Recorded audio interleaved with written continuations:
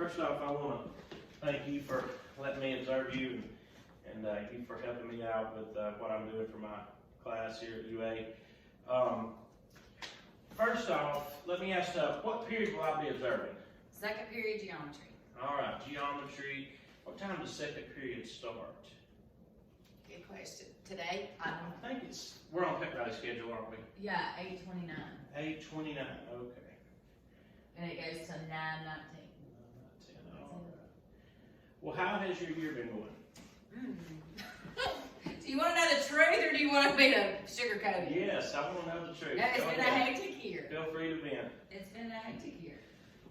Well, what kinds of things have been hectic this year? Paperwork, and paperwork. So, I feel like it takes away from the students.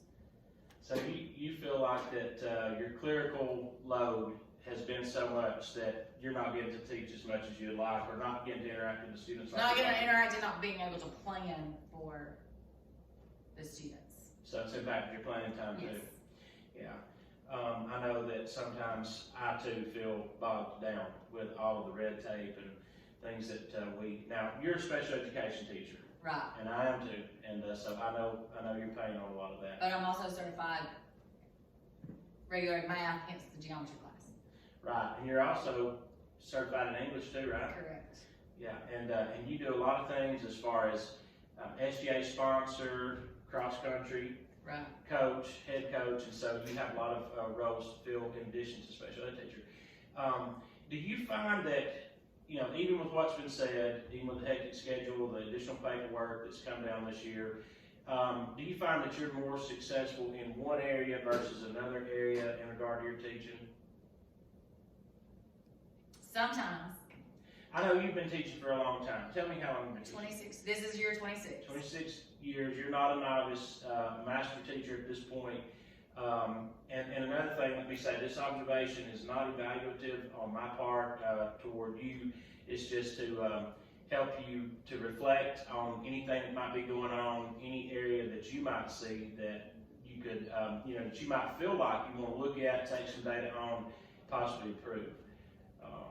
What aspect of your teaching do you think we might take a closer look at?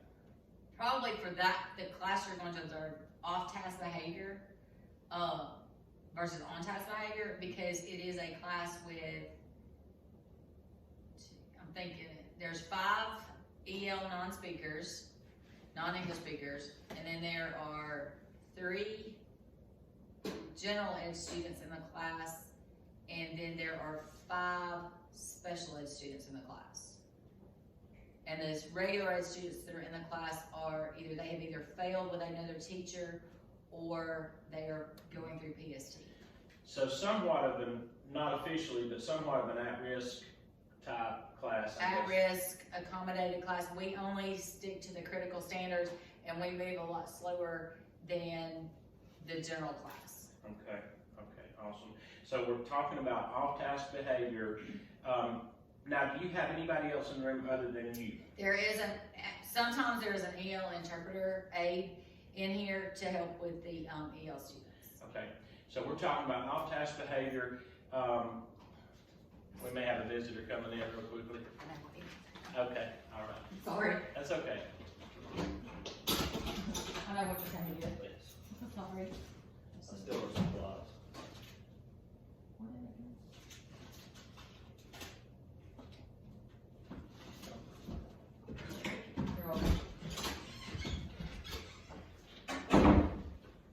All right, so what I was thinking about is maybe I could do like a seating chart of your class and have a rating scale for off-task and on-task. One thing I was reading in my book, you can do it with like 5 different levels of on-task and off-task, but the book also said that for some classes, just as simple as noting on-task and off-task can be good, and maybe look like every 4 minutes, every 3 to 4 minutes, and then at the end of it, we'll kind of compile that. I'll compile that data, and we'll come around and look at that together, and just see, because you may feel like that they're off-task, they may not be as off-task as you think, Right.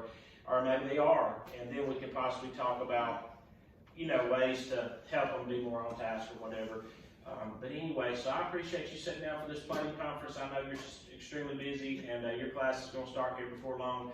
And so we will, I will see you today, second period, and do that observation, and then we'll get back together soon for a post-observation conference. Sounds like a plan. All right, I appreciate it, Ms. Walker. Thank you so much.